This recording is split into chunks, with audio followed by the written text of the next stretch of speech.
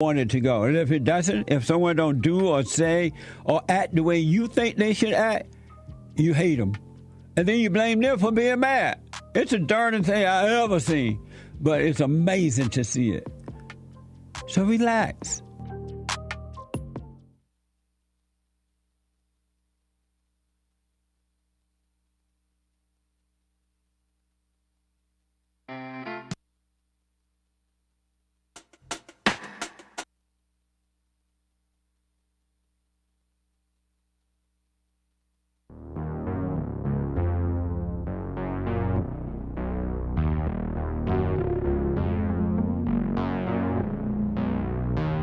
Like a thief in the night, they'll take away what's left of us.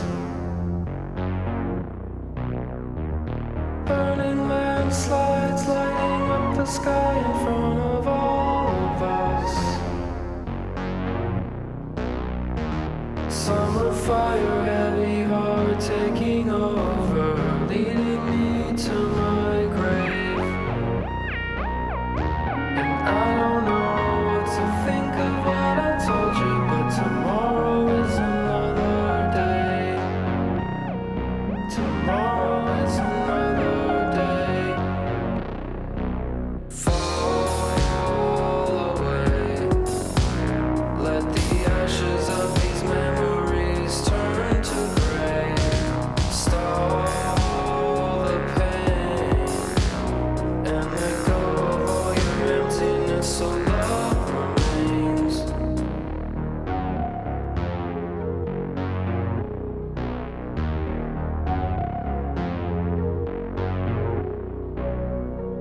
Like a bird on a fly in the sky, watch the clouds as they pass on by. Soar from the earth with no fear and no need to hold on to you, dear.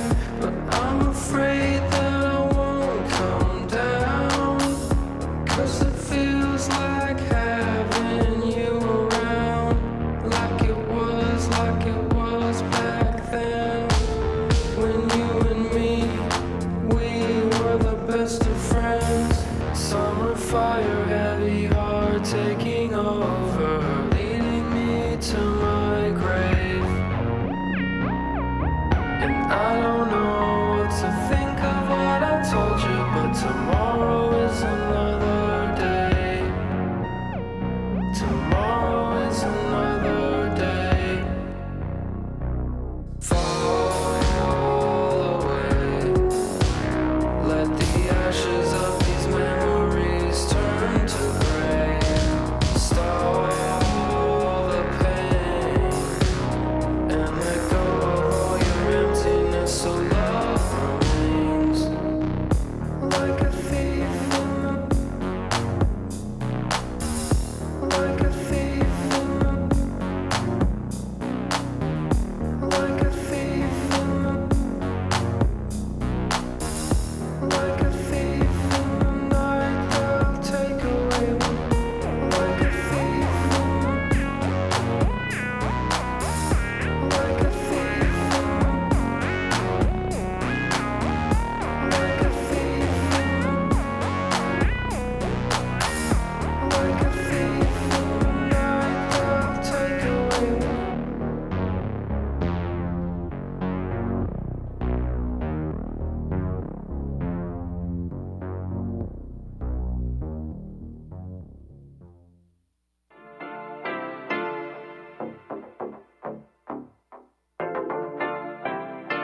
Isn't he Mexican? Colombian. He calls himself American. What is this? Anchor Baby.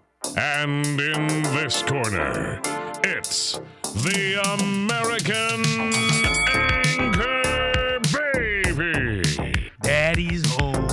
That's an offensive term. People find that hurtful. You mean it's not politically correct? Excuse me. I'll use the word anchor baby. You know, he's an anchor baby in Canada. Tell him we still rolling with Trump, too.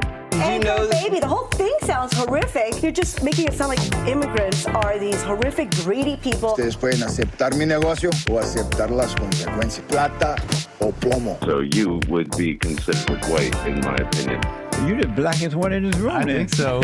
And what happened was his mama got pregnant on the other side of the border, and then a few hours before, just before it was time for him to pop out, she jumped across the border and let him fall on American soil. So he became the anchor baby. They don't call him the anchor baby for nothing. Amazing.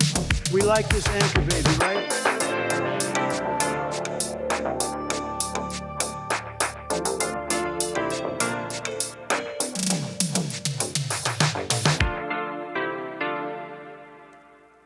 Hello, I'm the American Anchor Baby, and this is my show. Thank you for tuning in today on this lovely Tuesday, 12, around noon. About to get going here on the American Anchor Baby. Thank you for joining in. We were enjoying the vibes there, as people in the chat saying, this always happens after Joel. He monkeys up the computer. But folks, I started the show. The stream started on time. It definitely started on time. But we were vibing. I was vibing out, along with you in the chat, to Summer Fire by Bright Lights. A little tune. In fact, I believe a tune that was donated to Bond and the Jesse Lee Peterson show by an individual, a music maker, John Parfit. He goes by Bright Lights. That tune was Summer Fire. And I remember hearing it pretty much around the time I got here to LA to work for Jesse Lee Peterson, who's my show is on his network. And I like to think, not only did John Parfit donate his catalog to the cause, I like to think in my headcanon, in my own, version of events, my own fantasy in my mind, I like to think that John Parfit wrote those lyrics while listening to Jesse, or at least some kind of Christian influence. I like thinking about that. He says, like a thief in the night, that'll take what's left of you. But also, let go of all your emptiness so love remains. And other nice little parts. It's a good tune. Kill Alpha Tango likes it. So we were jamming a little. I had to let it play out, get the vibes going right. Doing a little hooping and hollering, maybe. Got a little emotional. So got to calm down here. Let me collect myself. Because we got a nice show ahead of us here. We're going to get into a whole bunch of interesting things. It'll be loosey-goosey, but it'll be interesting, I think. Because it's about a lot of what we talked about. Also a bunch of other things. It's all kind of a big mess of news and things. But hopefully you'll find it interesting today on American Anchor Baby. You can also call in 888-775-3773. You want to jump on the line, get it off your chest. Some of you are already holding. I will get to calls here. Just let me get it going here, huh? And I want to say hi to Rumble. What's up, Rumble? Rumble.com/American Anchor Baby. I'm live on Rumble. If you want to support, watch the show somewhere else, you want to join the party over there, you can. I see y'all. TJ Hilliard, Ohio. Sentinel Mildegrew. What's up, spoiler alert? Coming in with the young links in the chat. Thank you, sir.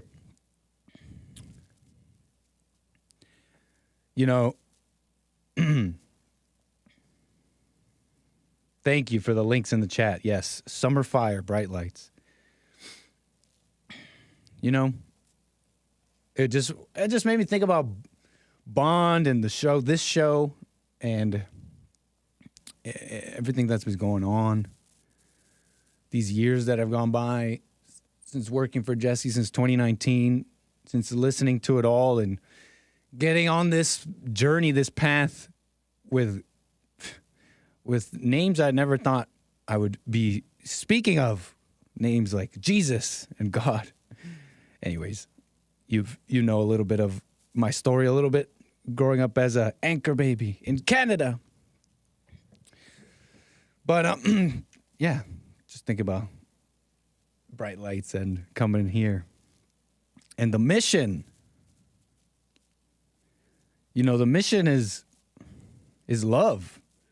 The mission is love. And that's such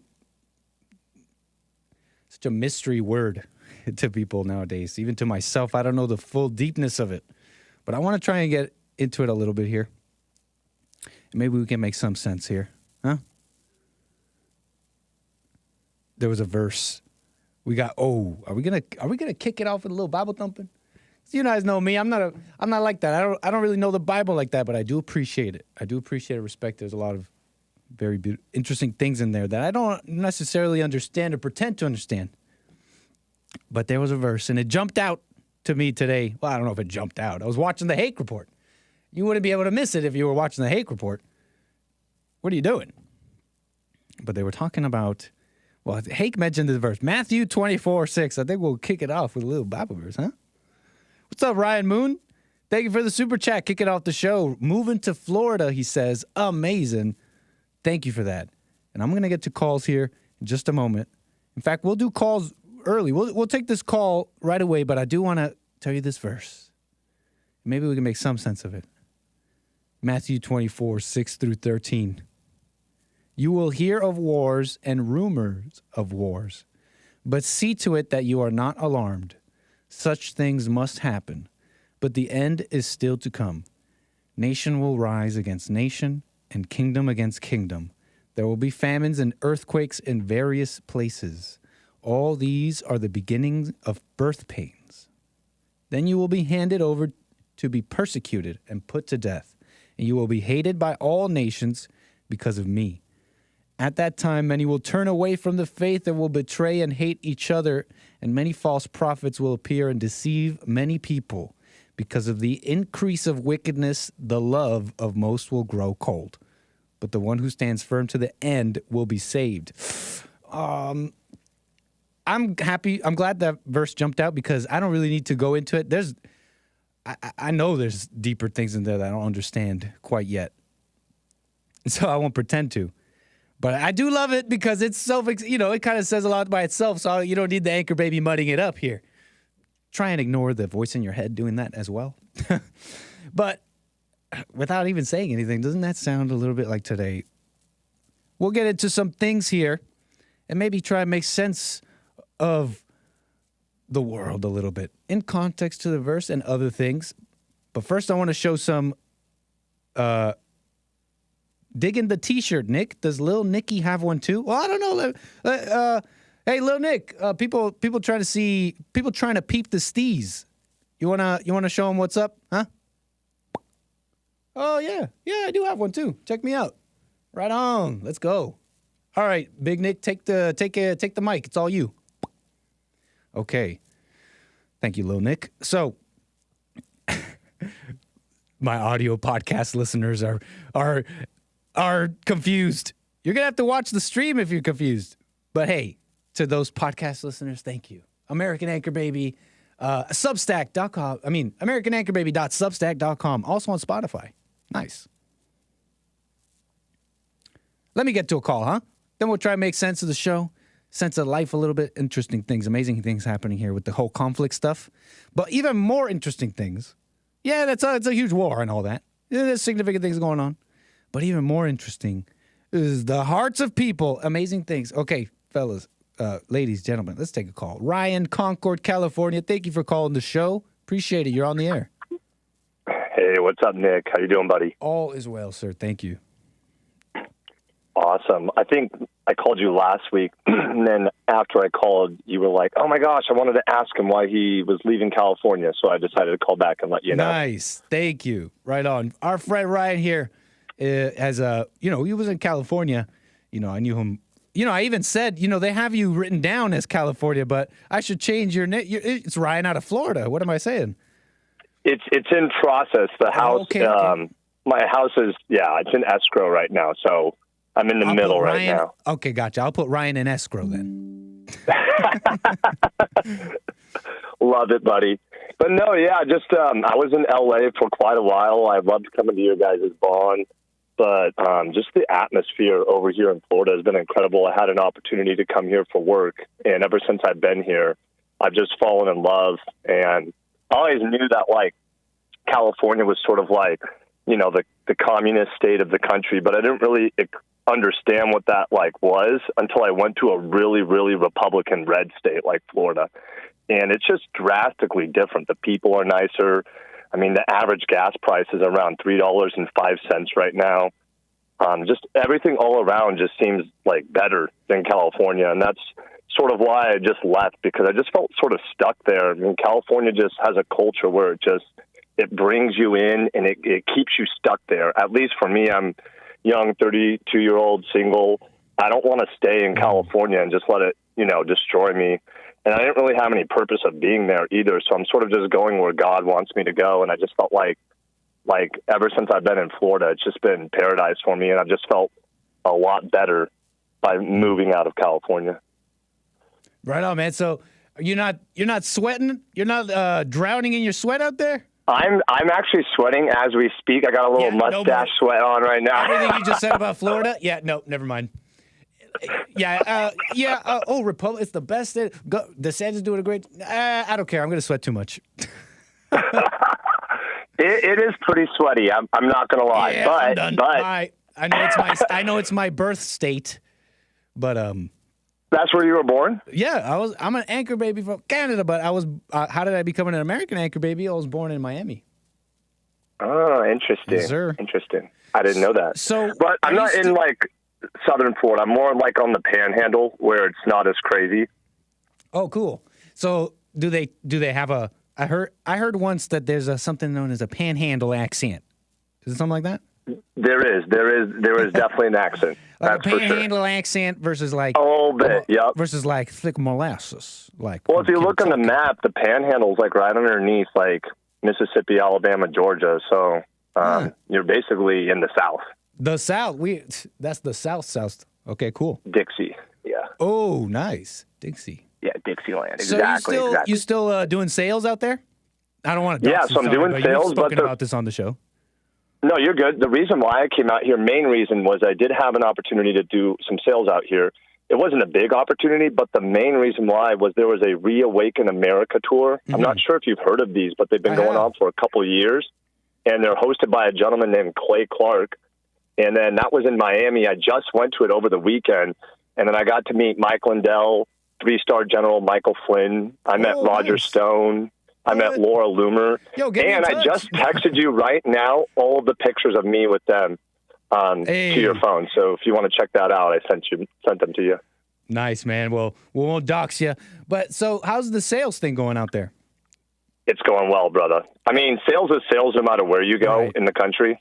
The reason I ask is out of interest, out of curiosity. I remember you speaking about this line of work you're in, and the like almost at times you described it as this intense internal conflict with not really selling, but really your own ego, if I could be brief here, and you having to deal with the idea of selling and facing people. How's that going?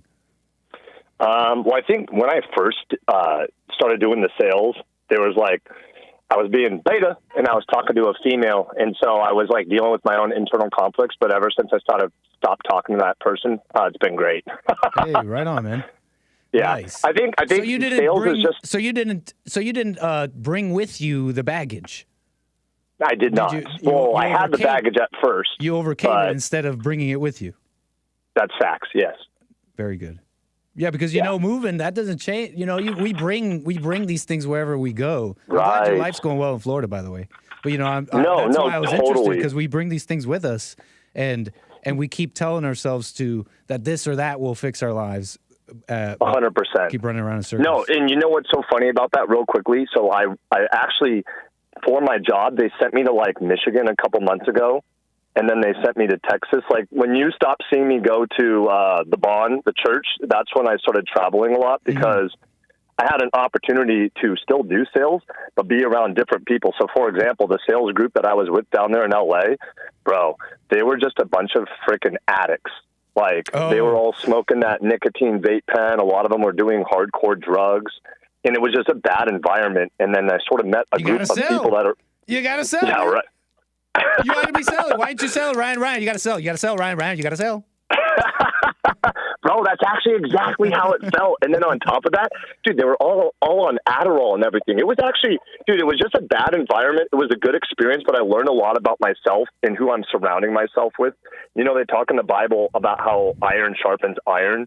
And same company I'm working for, but I met a group of people who were up in Michigan. They live in Florida, and I've just now become good friends with them. They're all Christian. None of them drink. They all have great heads on their shoulders.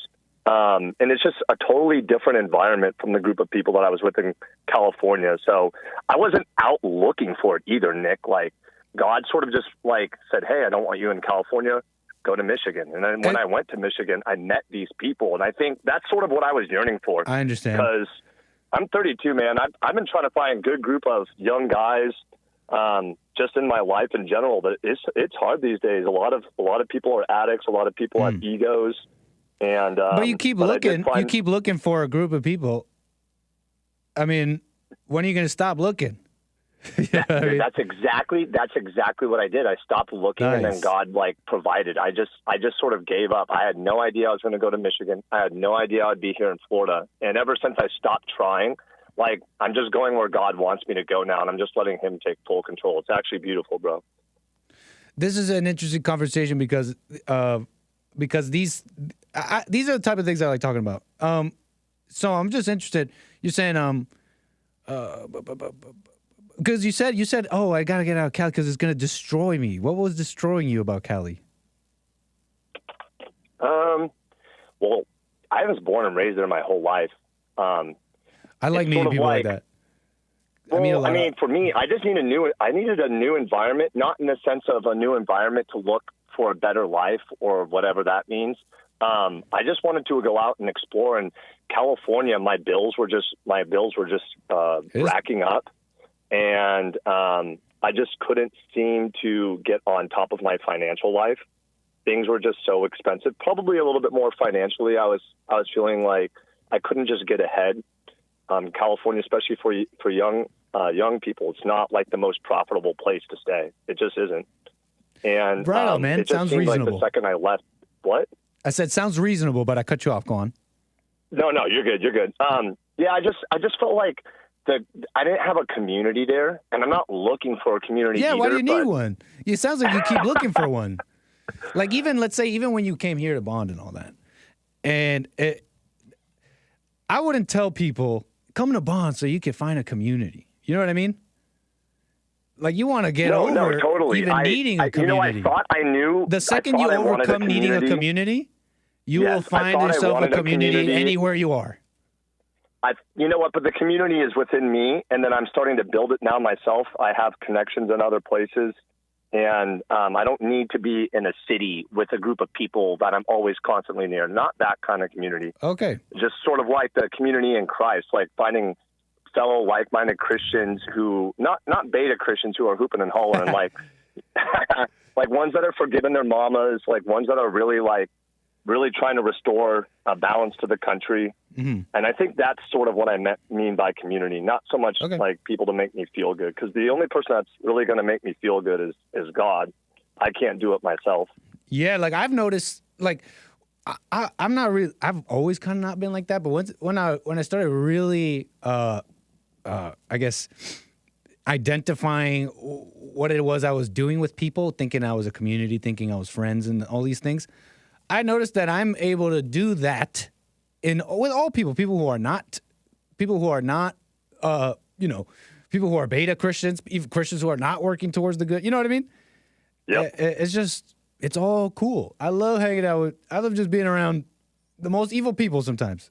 Not on purpose. It just happens to be that way, but it's all good, if I'm making any sense. Right on, man. It sounds like that totally makes sense. Yeah. Man, right on. Well, I'm glad. That's why I was asking about the sales thing, because I'm glad you're doing well. Florida, make it happen, sir. But it's also awesome that you haven't taken your eyes off of that. No, totally. And listening to you guys all the time, just like once in a while, I will dip back into that like sort of ego beta.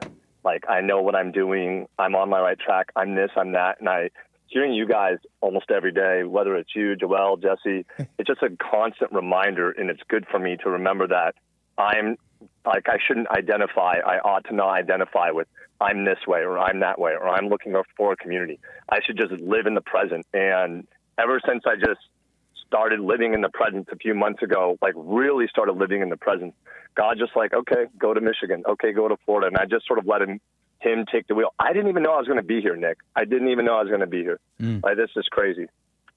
Right on, man. Well, I wish you well, sir. And thank you, buddy. And you know what you got to do if you really want to, bump up those sales numbers, huh? Keyword, definitely. Keyword bump. Well, real quickly, I did want to mention the Reawaken tour is coming to Tulare, California, which isn't too far from LA, and I think it's in December, and I'm definitely going to be there, and would love to see you guys. Text me up, sir. Text me up, and if you have a contact, hit me up. Maybe we can get Jesse there. I don't know. You never know. No, I do. Clay Clark, the guy who hosted all, he literally took down my contact information because I told him I wanted to volunteer for the next one. Well, I'll look into it. You text me and all that. We'll talk, Ryan. Hey, wish you well in life, sir. Call me again. Last thing you want to say? No, just good job with the show. I was waiting on hold for Joel Friday, but I called in too late. Tell him I had a really good conversation that I was going to have with him about the weakness in vulnerability. I'll call him tomorrow or the next time. Nice. Call him next Tuesday when he'll be on again. Is that his? Okay, so he's on Tuesdays. So that's Joel Friday TV on YouTube. Check him out every Tuesday, 11 a.m. Word on the street, there might be more coming, but definitely next Tuesday, huh? That'd be awesome. Nice. He needs a little bit more time. Big time. Yep. I say he goes 2 hours, but we'll get there. Right on, sir. Call me again. Talk to you later. Bye. Very, very cool. The spirit. I'm glad I took that call, because this is kind of like what we deal with. People really are out here looking for answers. And I remember Ryan, he came in looking for answers for sure. And he was describing, and it's so like practical because you could totally relate. This is like work stuff. He was talking about being in sales. You can check out rebuildingtheman.com/church. You might have to go back a bit, but Ryan said something in church. I don't want to put out too much of his info, but he was there speaking, and he said about this. And people out here looking for answers, and it's so easy to get lost and think, God is speaking to me and telling me I got to do this or that. Or, and that we just keep running around in circles, right? We keep running around in circles thinking we still need the things that we thought we needed. It's like you become a Christian, right? And you say, I'm a new creation or whatever. You're a Christian. But you still need all the things you used to need as a non-Christian or whatever. And I don't know, that you should question a little bit. I don't know, didn't the Bible say something about being a new creation or something like that? Why do I still need a community? Why am I still lonely? Or I moved to, I'm going to say this is Ryan, by the way. But this is an awesome thing to examine. Interesting stuff. Appreciate your call, Ryan. Okay. Kilo Alpha Tango. I disavow that your advice doesn't go far enough. Kilo Alpha Tango in the chat. All right, let me check super chats here and let's get into some show, huh? Because we kind of a little tease in there. We took a call. Let's get into some show stuff, huh? Thank you, Ryan Moon, for that earlier super chat. Okay, what's up, Rumble? Everything's going well over there, and everybody's happy, fat and sassy in the YouTube chat. Thank you. So everyone's talking about war. But what about America? Did we forget about America? Weren't we just in the middle of something before all this war stuff? I know there was another war, but in between that war and this war, wasn't there like some pretty important things going on? Like in the Congress? Wasn't there like a big speaker? The Speaker of the House. I don't want to pretend like I'm a cultured man and I know what Les Miserables is by singing that song, so I'm going to stop. I don't know what that is. I'm just think I'm clever saying Speaker of the House. But there was a big battle. Speaker of the House. And it was Kevin McCarthy, you know that. What even happened? What happened? Is Congress still in shambles? Do you even remember? Kevin McCarthy, he's the Speaker of the House. Speaker of the House. And he gets taken down by Matt Gaetz, the based Matt Gaetz, part of the Freedom Caucus, if you remember, there was a battle, a looming shutdown. Congress, who holds the power of the purse, they tell Congress through appropriations how you can spend a fraction of all federal spending. Okay? And this fraction, this is a significant chunk, like half of it, gets you duke it out of Congress to where the money goes. And the Republicans with a slim majority and their atomized politics, right? Because even though they're Republicans, within the Republicans, they don't agree either. Freedom Caucus and so on. They were the Freedom Caucus, held it out and said, no, we're shutting it down until we get what we want, right? Just to be brief here, Kevin McCarthy went behind their back for this, I forget what a CR stands for, but it's a political thing. And it was a way to work with the Democrats to not deal with any of these appropriations bill so they could fund the government for 45 more days and just put it off until we get these Republicans in line or something, is the vibe I'm supposed to understand from Kevin McCarthy, because we didn't get anything out of that. We didn't get E-Verify, we didn't get the southern border, we didn't get anything. Nothing. So Matt Gaetz was like, bye. They did a whole vote and they actually got him out. So what the heck is even going on? Did we just completely forgot? Congress is like, whatever. We got Israel to focus on. Well, they're rallying around Jim Jordan. Okay? Jim Jordan loses first Speaker of the House vote with GOP holdouts. The fight continues. Will there be a speaker that'll unify the Republicans, they ask. Hard right lawmakers urge Jordan to stay in speaker race. So hard right, that means us? Yahoo says hard right. So support? Is this our guy, Jim Jordan? Oh, jeez. So they're going through that. And they got to do it because they got some things to fund. It sounded like there's a whole bunch of things to fund. And, but we forgot about American politics, huh? Here's a little headline that happened recently, though, about this, while we weren't paying attention. Not significant, but kind of funny. This is from Washington Times. Democrat floats George W. Bush for House Speaker. One House Democrat pushed the idea on Monday as a potential way to break the paralysis created by the vacancy in the chamber's top position. Representative Brad Sherman of California Democrat, said the Republican former president could be a compromise choice. That is so funny. That is funny. I know some of you might find the irony or comedy or whatever word I'm trying to look for here better than I, because you guys lived through the Bush years and like kind of more into it. And I do appreciate callers who kind of inform me of these years, the Obama years, the Bush years, and even before that. I was a kid and I didn't care. But I know a little bit, and I know that Bush represents like the rhino, warhawk, establishment, neocon stuff. And I know it's a bunch of buzzwords, and I wish I could be well-spoken but whatever. The point is, you got these establishment Republicans who've been there forever, entrenched, and they agree. They've always agreed with these forever wars, and it doesn't matter. It's like a bipartisan issue to be for exporting democracy, liberating. What was it that Bush? Who'd they liberate? Quote unquote. I forget. Iran, Iraq, whatever.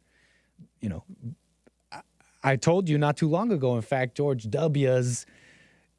I read a little excerpt of a speech he wrote back in the day, and he's basically praising himself. He literally saw himself, at least then, as a savior of the Iraqis or the Iranians. I forget who it was. And he's like, he literally saw himself as a savior of these people, et cetera, et cetera.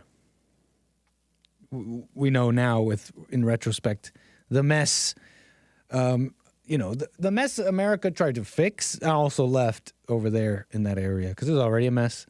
And, there was, you could say, evil intentions, but maybe a little bit of perverted good intentions. The point is, it's kind of funny that they would think this would unify them because, thank you, Hake, CR, continuing resolution. Thank you, sir. It's funny they'd pick W because it's like, yeah, let's return to that. And it feels like a lot of people in politics and in the media are yelling about war, not unlike those times. You know what I'm saying? So I bet you they would love W back. Bring back W. You know what I'm saying? George W. Here's a fascinating thing about what's going on, though. Let me get my links situated. Hold on. I don't want to miss anything here. Keep missing things. Yes. Speaking of figures in the past. Speaking of figures, historical figures that people might like to see come back, at least in spirit. Well, there's a little segue for you. Adam Kinzinger. You know this name. The crying Adam Kinzinger. This so-called tough guy, right? I almost forget. Well, he's a Republican, right? I almost forget with all the beta propaganda I've seen against him, and I don't know if it's propaganda. I almost want to call him a Democrat. But he's a Republican, at least, and he was a U.S. representative. He did not seek re-election in 2022 and left office. Yes, he was a U.S. member of the U.S. House of Representatives, Adam Kinzinger, who famously cried, what was it, in front of this, like, I forget what they called themselves, but they were this, like, committee investigating January 6th. This guy's like a fool. This guy's just silly. He's like a silly, emotional guy. And he made a little tweet on X. He posted on X. He X'd. And he said, 4 or 5 Republicans can literally change the future for America and the world. With so many collapsing into a heap of fear, are the 5 brave ones left? I'm told there still are. Be a Churchill or resign, he says. Be Churchill. Be like Winston Churchill and be brave. Be brave like Winston Churchill, Adam Kinzinger says. Let me show you the post I'm even looking at. And we're going to need Lil Nick on this guy, on this one here. Lil Nick, what are we looking at? Oh, yeah, that's a beta. That's a beta, folks. Right there? Oh, yeah, that's a beta. You really need me for this, Big Nick? You really need me for this? That's a beta. Anyways, look, he posted this. 4 or 5 Republicans can literally change the future for America and the world. With so many collapsing into a heap of fear, are the 5 brave ones left? Be Churchill, he says. And I know Churchill was an extraordinary individual. Absolutely. One of the most extraordinary men in history. There's a little other side to Churchill that maybe Kinzinger is not aware of. And he posted a rant. Let's watch some of this rant. He posted a little rant. And if you don't know what he's referring to, maybe he'll tell us in this rant, because maybe I don't know either, but I know he's referring to the 4, because in Congress right now, Republicans hold a slim majority of 5 seats. So, they got to be unified. Only 5 people got to go against them. What's he specifically referring to? Maybe I'm a bad anchor man here. I'm being an anchor baby instead of an anchor man. But let's watch his rant just a little bit, because my point is about Churchill. Let's get into it. Okay, do I need to unmute something here? What's going on? Oh, fascinating. Not fascinating. Let me just switch something around. This is my fault, folks. Let me make sure I'm outputting the audio correctly. Got to click buttons. You got to click buttons. Clicky, clicky. Make sure everything's going. Let's see if we got it. Nope. I'm clicking. I'm changing outputs. Okay. I'm doing computer things. Okay. Everybody who runs for Congress says. And we're back. Right on. We got Adam Kinzinger. We got the video on deck. Let us watch. Okay, so everybody who runs for Congress says, they're running to do the right thing. They would do the right thing if they were the only ones doing it. Look, Winston Churchill, everybody praises Winston Churchill. Winston Churchill wasn't necessarily heroic. He was just willing to say what was unpopular at a time when Nobody else wanted to say it. Like, hey, inevitably we're going to have to go to war with Germany. Listen, if you're... Inevitably we're going to have to go to war with Germany. Should I just let him finish? Actually, should I actually him now? You know, the Germans, you know, there's multiple Kaisers from before World War I, during World War I. The Hitler himself in Mein Kampf, they all wrote about how Britain is our natural ally. Going to war with them in World War I was a mistake. We need to avoid it as much as possible. And Winston Churchill was very vocal about this. I don't need to do that. Let's just watch a little bit more, okay? Let me hold on here. You're a Republican member of Congress right now. You have a chance to be, you are the most powerful you can ever be, because it only takes 4 of you to literally change the trajectory of the world. We're talking about the trajectory of Ukraine, of Israel, of having a speaker like Jim Jordan that was an insurrectionist and saying basically, well, that's okay. That's okay that he tried to overthrow the government and overthrow the election. All it takes is 4 or 5 Republican members of the House to literally change the future of this country and the world. And I'm not even exaggerating, to change world history. Now, I'm told that there are a number of holdouts still, and I'm not going to say who because I don't want to put a spotlight on them, but a ton of holdouts. Mike Rogers of Alabama, Ann Wagner of Missouri. You know, these people that were... Wait, didn't he just say he's not going to say names? Did I just miss something here? Spotlight on them, but a ton of holdouts. Mike Rogers of Alabama. Wait, did I missing something here? Did he say, there's a ton of holdouts? I don't want to name names because there's a ton of them and I don't want to put them out there. But yeah, there's a ton of holdouts. Yeah, Mike. Yeah, maybe I missed something here. Wagner of Missouri. You know, these people that were so anti-Jim Jordan literally collapsed in a heap in about 24 hours. Why? Fox News was going to come after them because Sean Hannity's booker reached out and asked, are you really going to vote against Jim Jordan? Like, this is an opportunity to be heroic Republicans, and it only takes like 4 or 5 of you. Do not miss this opportunity. Do not. Trust me, standing alone and standing against the pressure, you will never regret it, and it'll be the proudest moment of your life. Standing up to pressure. I mean, it's funny, there's things he's saying that's like generally true, right? Standing up to pressure, da-da-da. But the pressure he's talking about is like the pressure to do things right. That's the sad thing about what he's saying. You have to be brave and stand up to the pressure. But he's talking about, the pressure he's talking about is the pressure coming from the establishment to not go with Jim Jordan. And that's what Adam Kinzinger's reacting to. Newsweek here says, Kinzinger, an Illinois Republican, is condemning the choice of Jordan. Good job, everyone. This country cannot have Jim Jordan as a speaker. And so he's got issues with the whole thing. I hope this isn't the case. I still hold to that. The reason is because the people that hold out against Jim Jordan are the moderates, he says. The normal folks, so to speak. And they are the ones pretty quick to clap because they want to go along and get along. So what he's saying is he doesn't want Jim Jordan there. And those who agree with him that also don't want Jim Jordan are the normal people, moderates. But they're also being too weak and just going along and caving into pressure. Oh, man, if that doesn't tell you, oh, I'm a moderate. Oh, yeah, I'm a moderate. What have moderates been doing lately? What are moderates? This is your moderate, folks. What do moderates do? What do moderates get done? And what do moderates believe in? There's a time to be moderate. There's a time to be moderate, but you can't be moderate with people who want to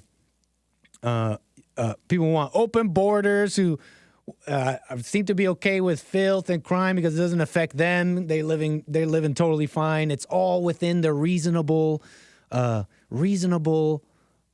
ballpark of pain for others, not them. So yeah, this is your moderate. If that doesn't tell you anything. And Winston, be Winston, he says. Be like Winston. Kinzinger. Maybe you don't know, and you haven't done all this lofty academic reading like I have.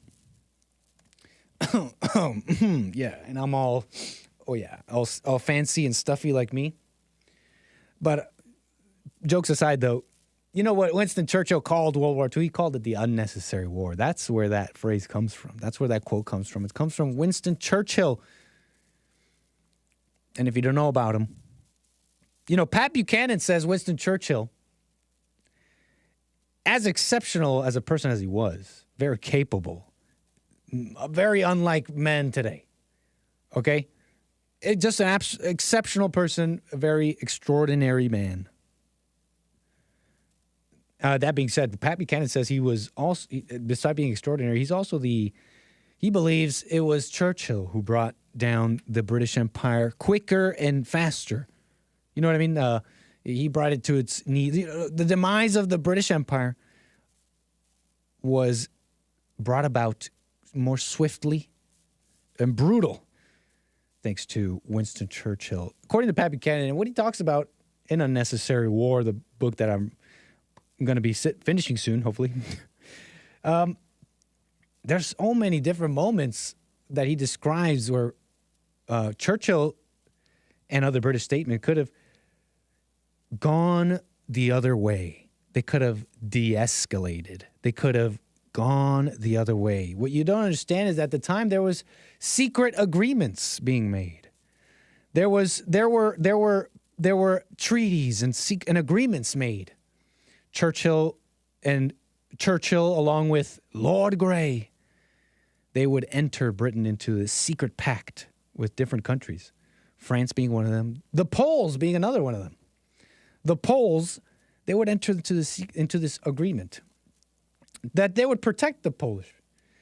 And these tripwires went off and World War II happened. Look, the point is, you could check out Pat Buchanan on Winston Churchill. Really fascinating stuff.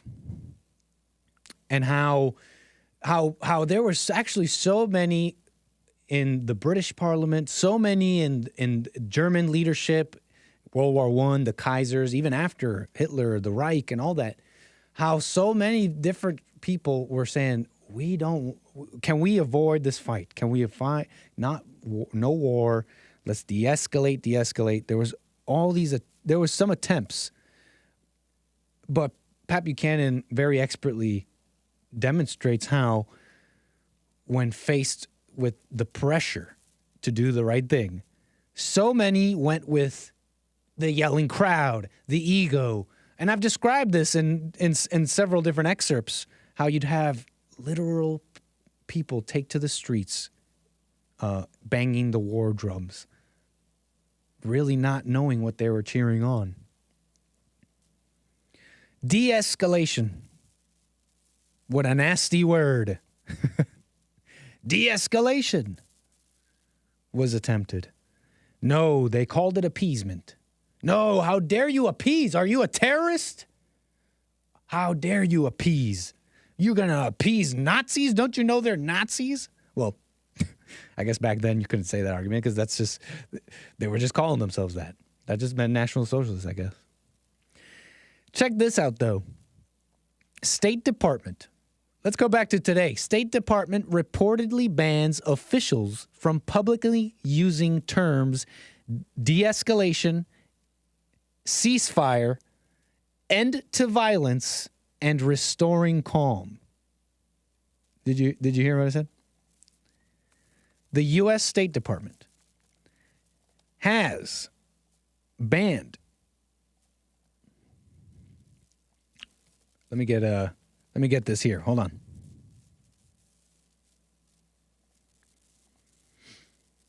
If you don't know, American officials are going over there to Israel, and they're talking about the conflict, just like they went over to Ukraine, okay? This is what happens.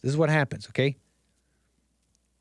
But there was a very interesting thing that happened. U.S. State Department leadership instructed their officials to not use the following terms.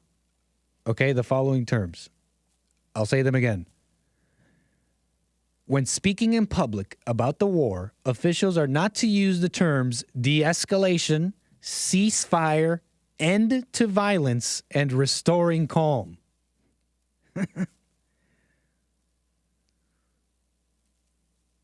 Do I need to tell you anything besides that? I showed you that clip of people in America, Americans, listening to a Democrat representative. I forget his name. And this guy was like, no. This guy was like pro-Israel. Let's go. Let's freaking go. He didn't say that, but in the midst of his talk, talking to the Americans that were there in, I forget where, Minnesota or Wyoming or something, he dared to say the word de-escalation. And the people started booing him. Matthew says in the chat, it's a mad, mad world. The people are as sick as the government. The people out there talking to that state representative, he was a Democrat. I forget what he was, actually. But he's a Democrat, that's for sure.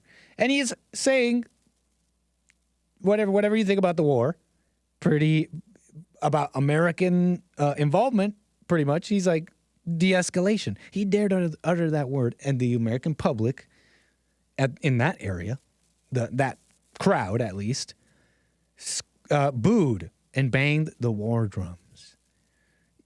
And the State Department now doing the same thing. The people in the government are sick. But isn't that amazing that the State Department would instruct their own officials to speak in such a manner? You can't use the word de-escalation.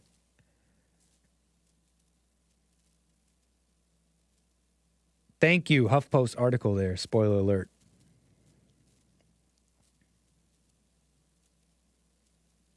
What are you guys saying in the chat? Nice, Carlota. Carlota is Churchill pilled. Nick still talking? Question mark, exclamation. Yeah. What's up, C-Sal? How you doing? Am I not supposed to be? What did I miss? What did I miss in chat, huh? What are you guys talking about? Anyways. So, what a mess, huh? You can't say you can't say that word. That's a bad word. De-escalate? How dare you? Incredible. So amazing. So I wanted to, I'm a little lost. Give me a second here. I'm a little lost because I had all these links. What did I want to say here? Amazing. We're going to move on.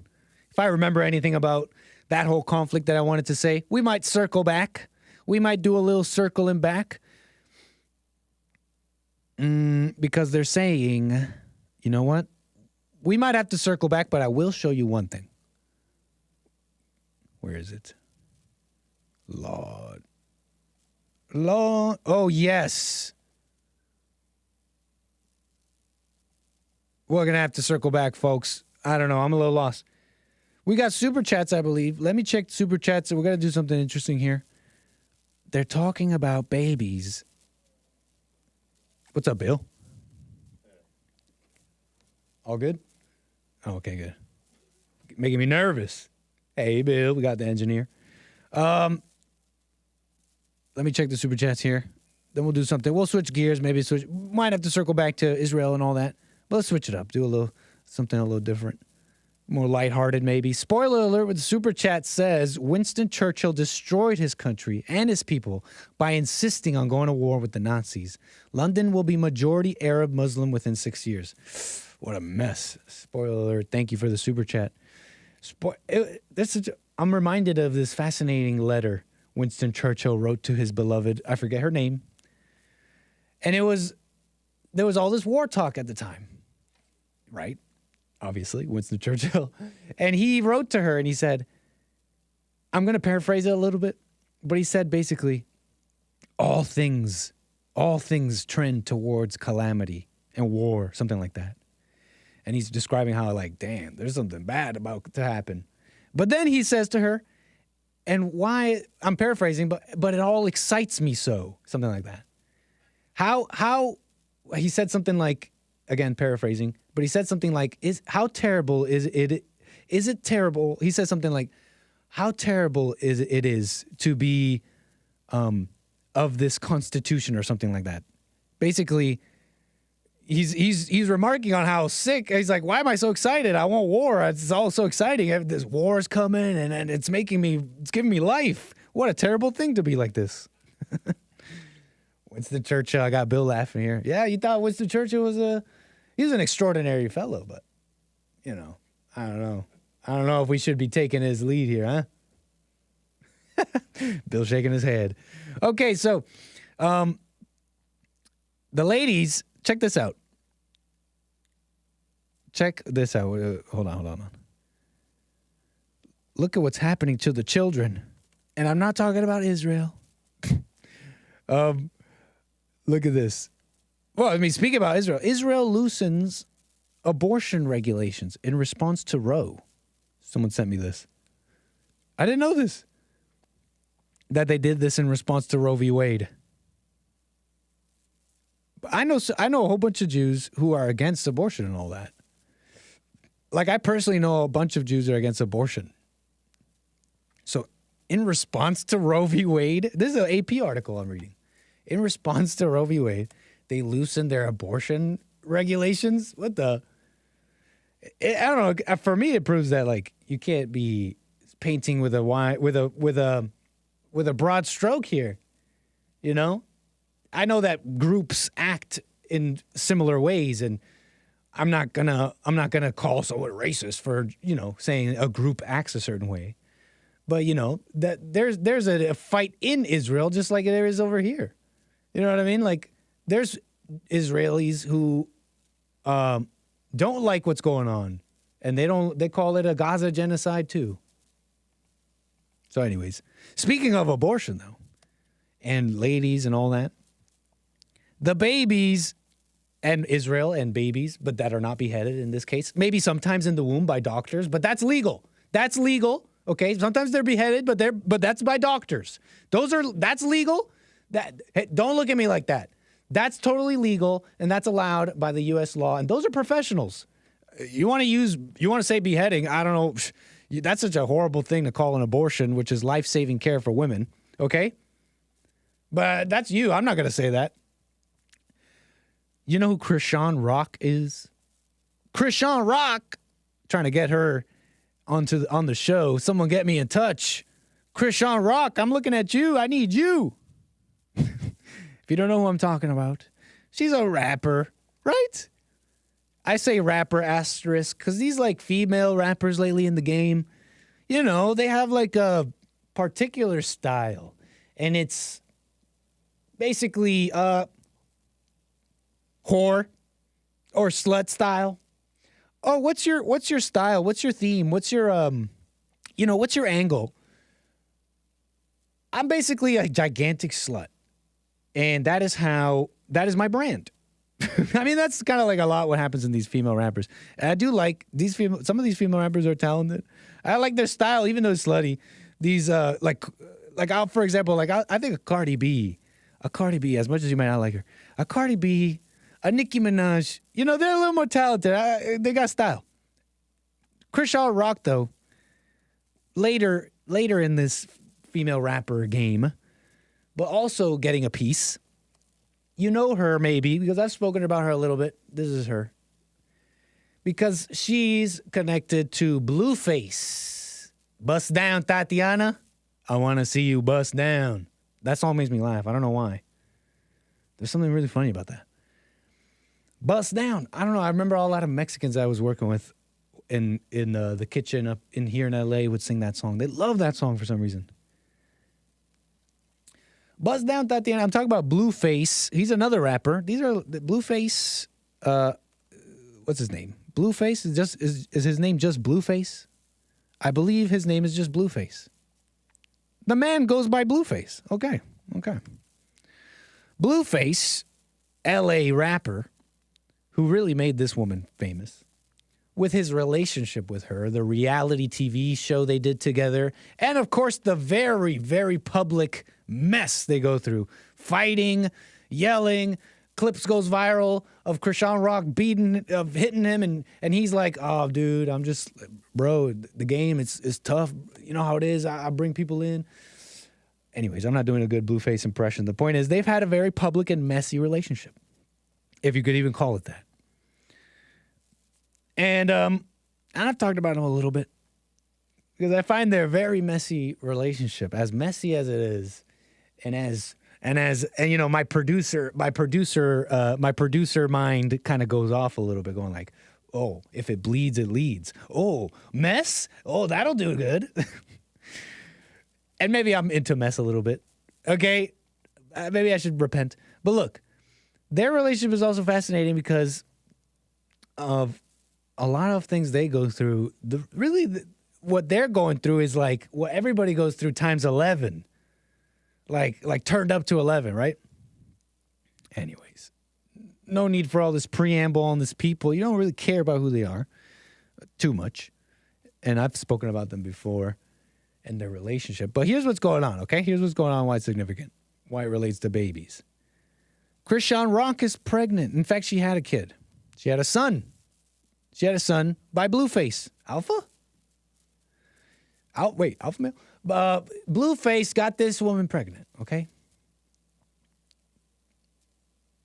And she had the baby recently.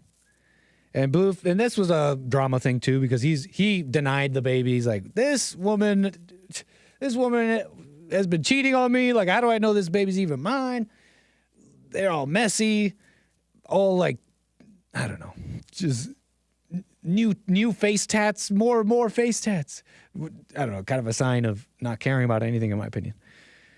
The point is, she had the son, she had the kid, and she's saying, Chrisean Rock says she doesn't want her son to pick up her feminine ways, so she's going to dress like a tomboy and act masculine. Okay, this is kind of getting a little interesting, huh? Fascinating. Why doesn't Chrisean Rock want her son to pick up her feminine ways? Well, to get this out of the way, you might be wondering, well, why? Are you a single mom? Is Blueface out the picture or something? I don't know. I don't know about the messy details, and I don't really care. Because we'll watch this video here, her describing the situation, but basically she says that her son's not going to be around her dad a lot. And so she describes how she's going to have to change her behavior and act a certain way so that her son doesn't pick up her feminine ways. Kind of a fascinating moment here, and I'll tell you why in a second. Let's watch this video. And I do apologize because these people swear a lot, and I forget if this video swears. I believe she might once or twice. So let's watch this clip. Chrisean Rock talking about her son, Blueface's son, whom she bore. and let's watch. I gotta be the poppy and the mommy.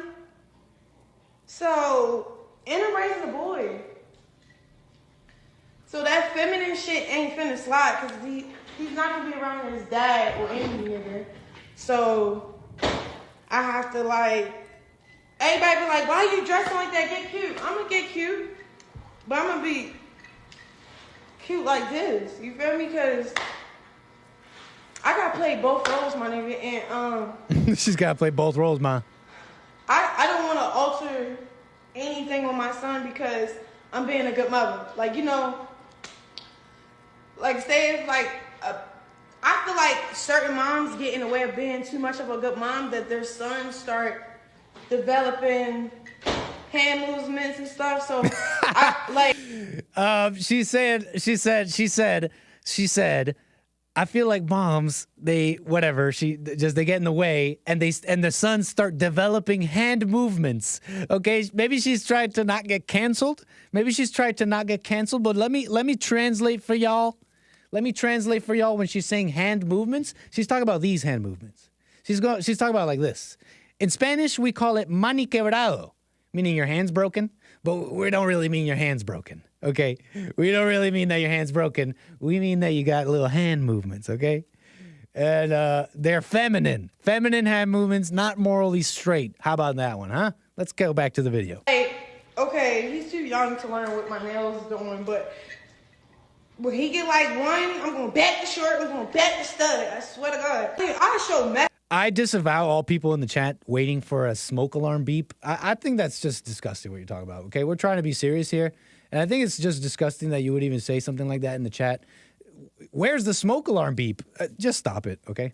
Hand movements and stuff. So, okay, he's too young to learn what my nails doing, but when he get like one, I'm gonna back the short, I'm gonna back the stud. I swear to God. I show messages, bro. This nigga saying, nah, I don't got nothing to do with that kid. You wanna change your name. You took me out of the process of being there for the birth. Fuck you and him, dad. And I feel you. I'm like this. I feel you, bro. But who the fuck was you when I was pregnant? I think whatever you Sorry about the swearing. Right now, you deserve. I mean, we can learn and be mature and really. Are you drunk or like? I don't want to slander her, but this is odd behavior. You know, that's wrong of me to say. She acts like this a lot. That's kind of wrong of me to say. This is just her personality. She's quite funny, actually. You know, and it's charming. Don't you agree? She's charming. And then two, I don't know. I really can't let up off that shit when he posted my son's penis. So I really. That was okay. I know that's vulgar and crass, but she's describing a weird moment. Some people were saying it's weird. I don't want to jump on the bandwagon and call Blueface like a pedo or a weirdo like that. But he posted like a picture of his naked child. And so people were saying like, why are you posting baby parts on Twitter? And it was just weird. Back to the video. I don't want his son to see him. I really don't feel like I don't even know, like.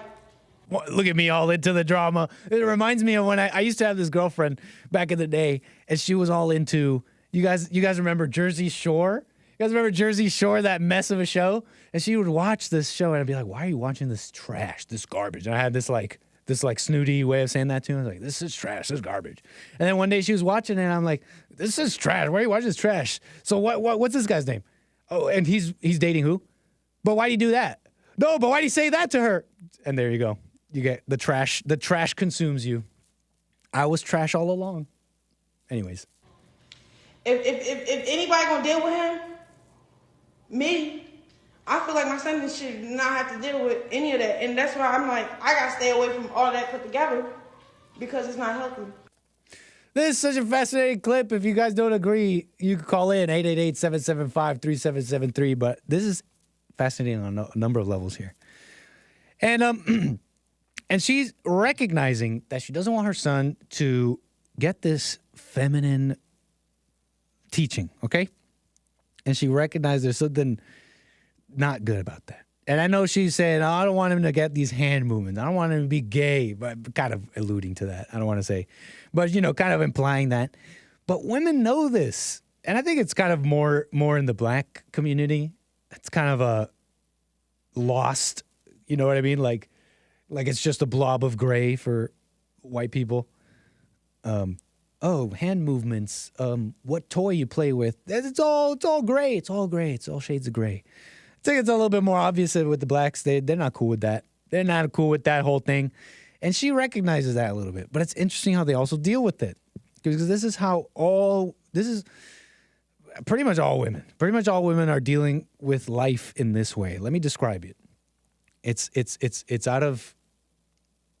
a posturing, acting tough, putting on a front, wanting to be strong, wanting to do the right thing, that desire to at least, want the right thing, right? But it all gets perverted. Let me describe. She's talking about, oh, I'll be cute. Oh, yeah, I'm going to be cute, but I'm going to do it like a man. And she puts up this tough look, right? She puts up her hands like this, like she's tough. And she's saying, I got to play both roles. I got to be both roles. So I got to do man stuff and I got to do woman stuff sometimes. But that betrays the whole notion of being a father or a mother. And it really puts on display her, really how all people feel. Let's be real. Chrisean Rock, it's easy to be like, look at this crazy person. But when she's talking about men and women, this is how all people see men and women. There are people out there who think, there's women out there, single moms who think they could do this. They could think they could play this other role and give something to a child they know that they're going to miss, but that they can provide it. And so you're already starting off the wrong foot. You're starting off on a lie. And that's why things don't work. But women also find themselves in these situations like we all do. And so they got to deal. And this is how they deal. Okay, she's saying, I'm going to play both roles. I don't want to alter my son, she says. Being a good mother, moms get in the way. I don't want to alter my son. Women know this. I think all people know this. They know. That's why when you go and forgive your mother and she acts all, oh, I don't know, especially if she's a single mom, people know from the beginning. I think people know when a baby's born, they're like, and they see their families, they understand the verse about being born into sin or something like that. They understand that when you see a baby born and you see their family, you get this inkling, and it might be judgment a little bit, but you get this inkling of like, wow, I know what that kid's life is going to be like a little bit. And that's the same notion that Chrisean Rock is describing, but this is how she's dealing with it. And she describes Blueface. How he doesn't want nothing to do with it. Doesn't want anything to do with the kid and all that. But in the midst of her criticizing him, she reveals how much hell she brought to the whole thing, not letting him be in the process of the birth, taking his name off of this or that thing. She even says, I feel you, bro, because she knows she did wrong. She knows she did wrong with Blueface in trying to keep the son away or whatever she was describing. And then she goes back and she betrays the initial understanding of mom's getting in the way. She says, my son shouldn't have to deal with all that. My son shouldn't have to deal with all that. But it's that same desire, Chrisean, of you not wanting your son to deal with life that is going to handicap him. It's going to handicap him. It's going to handicap him. And you're going to play this story over and over again for years, Chrisean Rock. I've seen it in families. I've seen it with mom. I've seen it. Look, you're going to see this story play out over and over, Chrisean Rock, where you're going to try and fulfill these roles. You're going to have this expectation you put on yourself. You're not going to quite reach it. You're going to judge yourself. And then your kid's going to resent you anyways. And they're going to be like, why didn't you do this or that when you tried your best, right? And they're going to have judgment. And you can understand their judgment, but it's judgment, right? Because parents they try their best. You could see Chrisean Rock trying her best. You could see her trying her best. I know you may be hard to miss. You might be like, look at her, she's throwing midriff and talking about Blueface. But you could see, I know it sounds ridiculous, but you can literally see her try her best because people know. And by trying her best, I mean the best that that person can with their level of awareness and all that. You can see her trying her best. She's like, I don't want my kid to have hand movements and my dad's not going to be there, but I know I did something wrong. And you can see her in the middle of her conversation struggling and having conflict. All women are going through that. All people are going through that. And they're posturing and trying to deal with life when and pretending to do something they can't. But the beautiful thing is you don't have to do all that. You don't have to be pretending to do a role and blah, blah, blah. Okay? You just have to deal with yourself. That's the beautiful thing about it. You can get out. Let's continue this, and then we'll make a point here. Women, okay, babies, Chrisean Rock, okay, you following so far? Check this out. Check this out. How about some more tabloidy stuff, huh? Britney Spears. I'm getting a call. Who's calling me? Stop calling me. Go away. Britney Spears is in the news. New York Post is reporting a comment here. Britney Spears had an abortion because Justin Timberlake didn't want to be a father.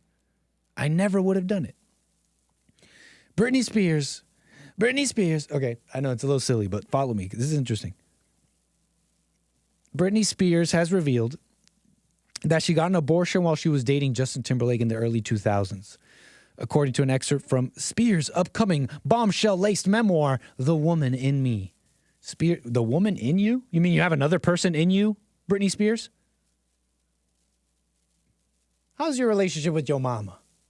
You mean to tell me you have another woman in you? What do you mean the woman in you, Britney Spears? Anyways, I loved Justin so much. If you don't know, she was with Justin Timberlake, apparently. I didn't know this.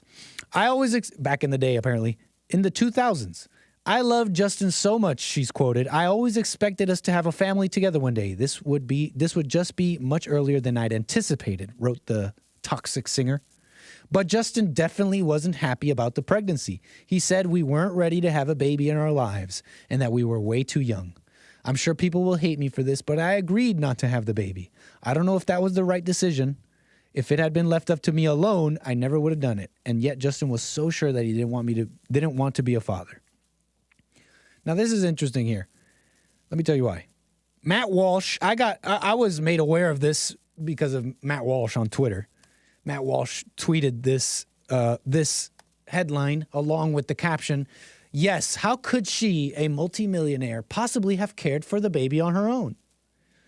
I know he's admonishing this notion that she would be left without Justin, and how is she going to take care of a baby by herself?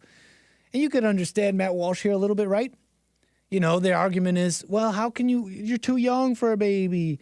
I don't have the money. How am I going to bring a child into this world just so that they can have a bad life? Well, none of those arguments work with Britney Spears, right? She's a very wealthy person, even in the early 2000s. And so you can understand what Matt Walsh is saying here. Fine criticism. But hold up. Not hold up. Like, I disagree with this, okay? Like, you can't really,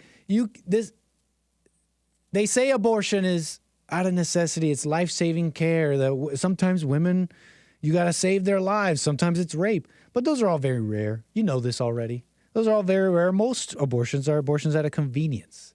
And even if you're a multimillionaire, Britney Spears, early 2000s, and you could have nannies, you could do all this stuff, I think this proves it.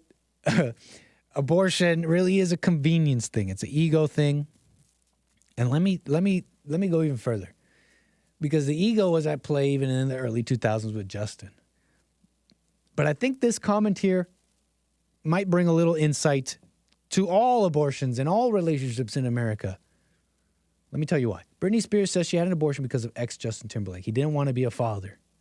And she says she wouldn't have done it if he didn't say so. And I think that's true. I think that's true because women, you got to understand something here.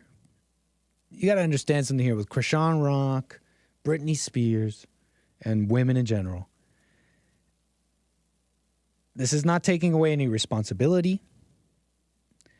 Just want to give you a little insight into the female psychology a little bit, I guess, if I'm trying to, maybe not psychology, but take this in. Women, as messed up as a man can be, as messed up as a woman can be, in general, they look into a man, even if they don't know about the order, even if they're not even if they're this woke person who believes that men and women are equal partners and that kind of stuff.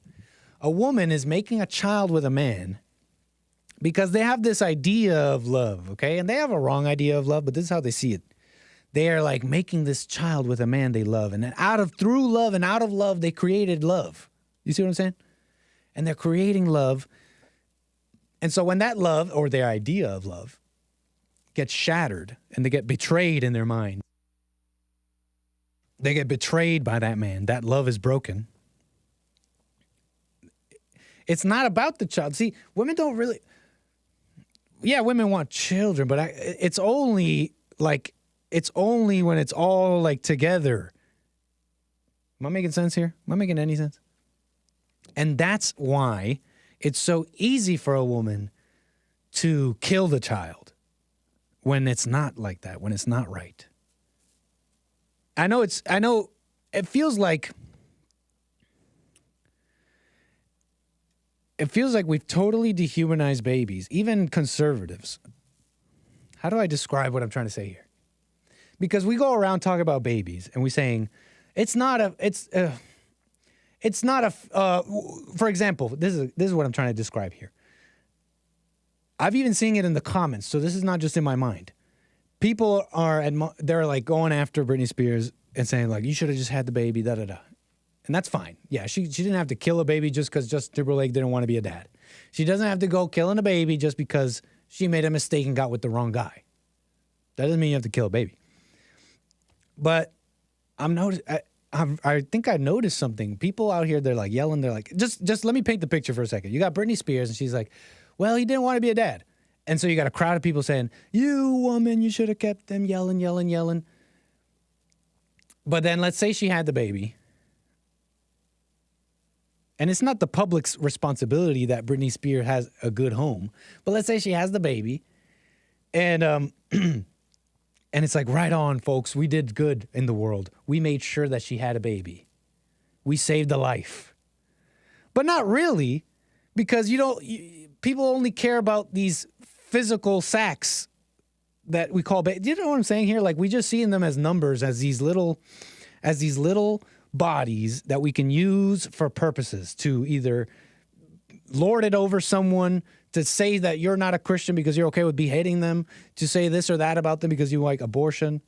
But I don't really see anybody kind of noticing how the whole breakdown of the whole thing, man, woman, family, is the cause of it. Do you see what I'm saying here? I'm not taking away responsibility from the woman. Okay? But there is a deeper breakdown here. It's not that Britney Spears didn't see her kid it's because Britney Spears saw it as a fetus and not as a child. That's why she did it. No. It's because the whole thing is messed up. The family is destroyed. So why would a woman have the love to keep a child? It only makes sense that she would want to kill the child to get at the man, because the man let her down and betrayed her. And we are betraying women. And I'm not saying Justin Timberlake betrayed Britney Spears. We're betraying women in general, but also women have an idea of love. And so they're also getting into all sorts of trouble because of that. And so it gets betrayed, and you get Chrisean Rock, and you get Britney Spears, and you get all this mess. Right? The whole thing is destroyed. Why are we surprised that women want to kill children?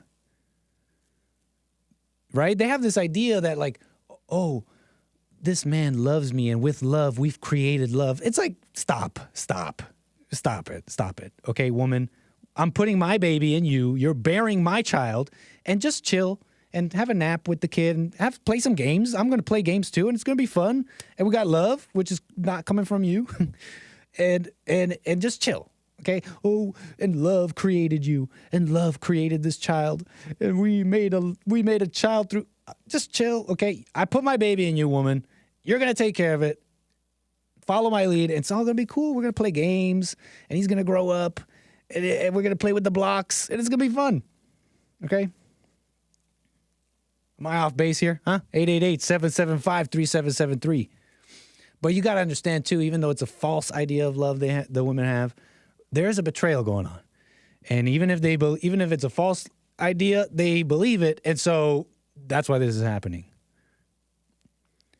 Did I just go around the mulberry bush to just tell you women hate men, I guess? And men hate women too. Basically, this is a long version of what Jesse's been saying. All right?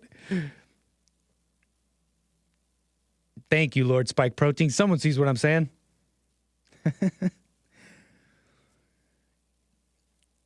Anyways, kind of what I'm thinking about babies. Speaking of women, though, hey, speaking of based ladies, because, this follows a bit of what I'm talking about here. There's a couple of based conservative ladies online, and they have a very large following. Many men listen to them, and hey, I like them too. Lauren Chen, you know her. She was on the Fallen State. She's a nice lady. I like her. Shoe on Head, another lady who's, I don't know if she's conservative, but, some people call her pretty based for a lady, for a woman. You may know her as well. I don't think she's ever been on the Jesse Lee Peterson show, but she is. These two have a significant audience online. And they've recently chimed in on something. They've recently chimed in on a topic here. And the topic is living at home. Folks, this is look, these, like I said, these ladies, they're like conservative. I think for the most part, they're like traditional. They believe in marriage. They want to bring the family. They've mentioned things like that, right? So you can say, right, it's pretty based. So here's Lauren Chen. Lauren Chen is quote tweeting a video posted by Elijah Schaffer. Elijah Schaffer posted this TikTok video, and he writes this. This female creator gets berated for living at her parents' home at 25. And I see calls coming in. I will get to the calls. Just hold on. He goes on in this post. He says, I think we should normalize women living under the protection of their parents, at least until they get married and are ready to start their own family. Do you agree, or is this outrage warranted? Let's watch the TikTok Elijah Schaffer posted, huh? Let's watch this. Why don't we just watch this video, huh? Let's get the full story. Let us watch TikTok on deck. Let's watch. You guys, I'm 25 years old and I still have a home, and my mom cooks food for me all the time, and you guys are like, hate. Let me show you something, okay? I just had a bubble bath. I'm about to head downstairs and show you what's waiting for me. A fresh apple tart. Out of the oven, cooling. With some wine. Pretty sweet, I gotta say. Right on, girl. I don't give a freaking toot. What Get you a bubble bath and wine and your apple pie. Isn't that nice, huh? You stay cute and nice and innocent. Hopefully you're innocent, right? You have a good dad and you're not doing all weird things, right? Stay cute and innocent. Stay home until a nice man sweeps you off and makes babies, right? In an ideal world. And you stay cute. Don't get too fat with your wine and your pie here. But let's see what Lauren Chen, she quote tweeted this same video in Elijah Schaffer. She says here, I lived with my parents until I got married. Why do some think it's more acceptable to live with strangers, roommates, than your own family? And living with parents/family, by the way, doesn't mean you don't help out and chip in. It's actually the norm in most cultures. Right on, Lauren Chen. This is her she's chiming into the whole notion of living with your parents, okay? That was Lauren Chen. This is Shoe on Head's take. It's weird how frowned upon living at home is, she says. I lived with my parents till I was like 27. Moved back home during the pandemic / moved back out a year later. When you have a good family, it's based and nice. I grew up in a multi-generational household too.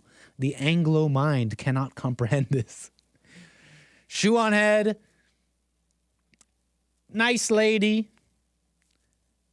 But do you really let me ask you two ladies something an honest question here.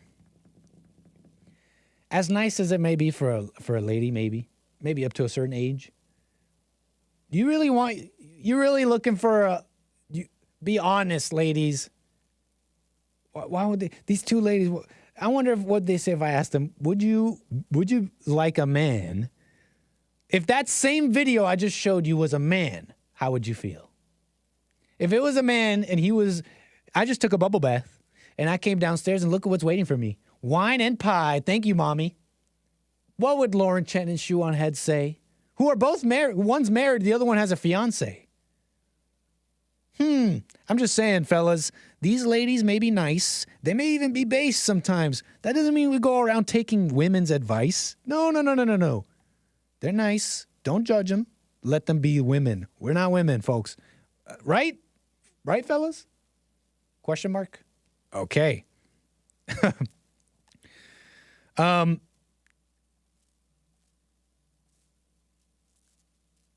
Let's take a call. Why not? I feel like this was about to segue into something I just remembered. Where was it? Oh, well. Let's move. Let's take a call. Scott, Arizona. Thank you, sir. Appreciate you calling. You're on the air. Howdy, Nick. How you doing today? All is well, Scott. And yourself? Beautiful. I'm doing well. Thank you very much. So I called in with a random show suggestion. Nice. I received a thought that I thought I'd like to share with you. Thank you. Thank you, Scott. That was a joke.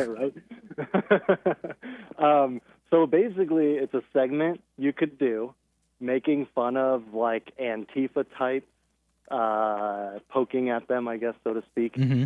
The burn it down mentality, right? Where you could like take on a persona, arsenic. Ooh, I love wordplay with arsenic.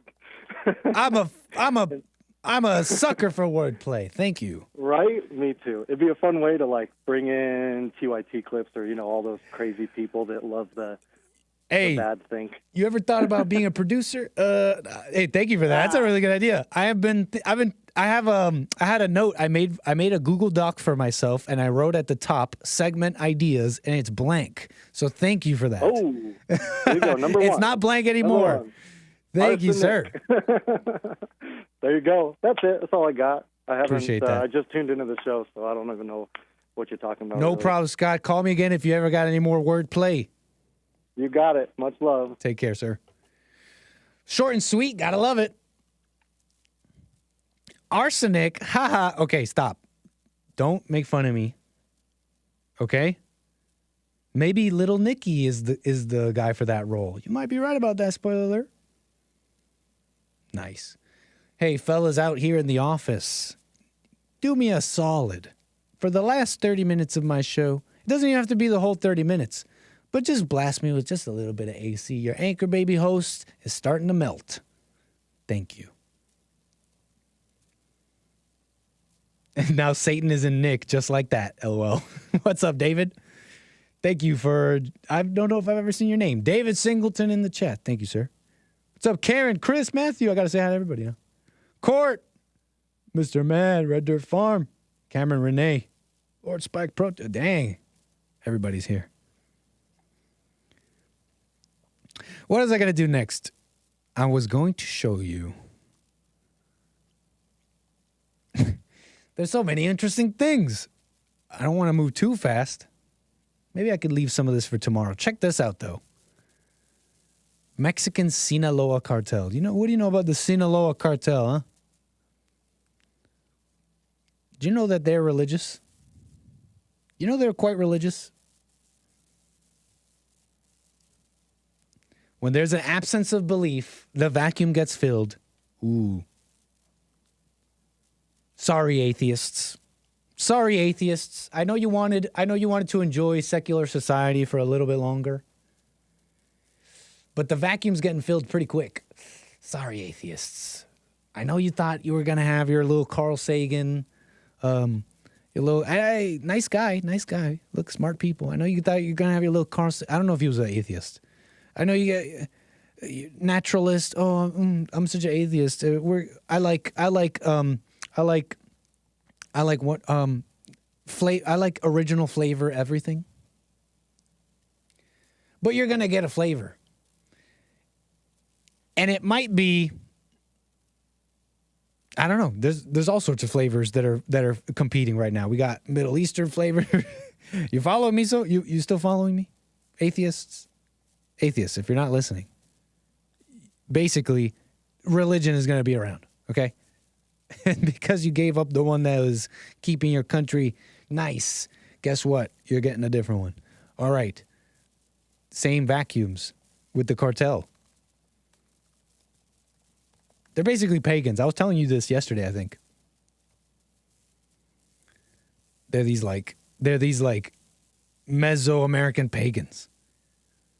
And you know what? I was looking into the paganism of the cartels. Where's Donnie Armour? You in the chat, Donnie? I don't know if you still want to be a pagan, man. I don't know if you still want to be a pagan, Donnie Armour. If you catch this in the replay, hope you're doing well, sir. Always wishing you well. The cartel, they're basically pagans. They have a strange... Oh, Catholics. Nope. They got that Santeria in them. Anyways, here's a little headline. Wall Street Journal. Mexican Sinaloa cartel's message to members. Stop making fentanyl or die. Wow. They are the leading exporter of fentanyl to the U.S. You know about them. The cartels in Mexico.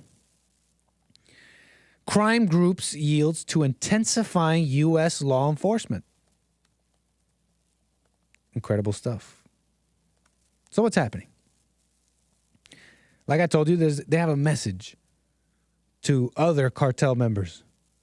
They're basically banning the production of fentanyl. Mexican's notorious Sinaloa cartel, once ruled by now jailed drug kingpin El Chapo, has barred the production of fentanyl under penalty of death, meaning the cartel leaders to the other cartels and other subsidiaries, if we could call them that, subsidiaries of the Sinaloa cartel. If they're going around making fentanyl, the leaders are going to kill you.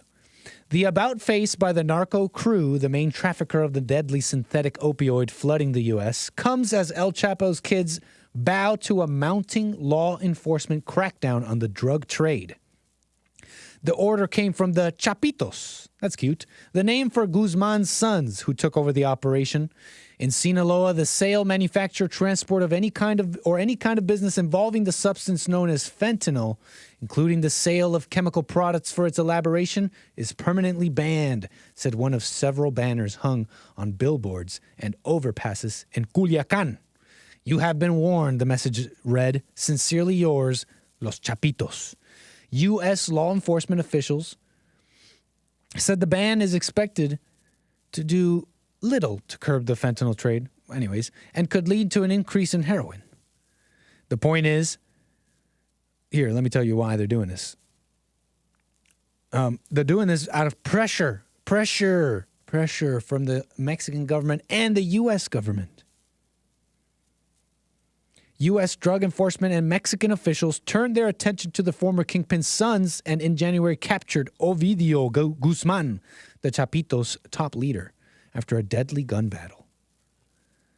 Guzman was extradited to the U.S., which is big.